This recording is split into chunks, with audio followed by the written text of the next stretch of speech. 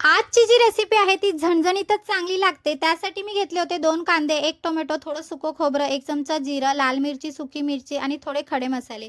या सगळ्या साहित्याला तव्यावर छानपैकी भाजून घ्यायचं आहे आणि मस्तपैकी भाजलं की थोडं थंड करून त्याची आपल्याला वाटण करून घ्यायचं आहे. माझं इथे वाटण रेडी आहे. आता रात्रभर मी इथे भिजत घातले होते चणे. ते स्वच्छ धुवून घेतले आणि मग त्यांना शिजवूनही घेतलं होतं.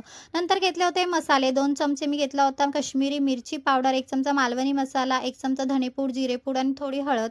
त्याची मी पाण्यात घालून पेस्ट करून घेतली आणि मग फोडणीला घातली. म्हणजे जे मसाले आहेत ते करपत नाही. त्यानंतर ॲड केलं होतं आपलं वाटण.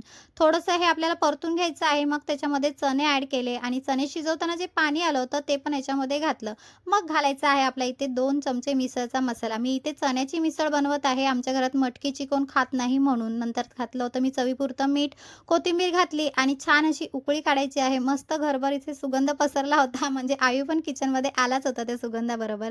छान अशी मिसळ रेडी आहे. कशी आहे मला कमेंट करून नक्की सांगा. चला बाय.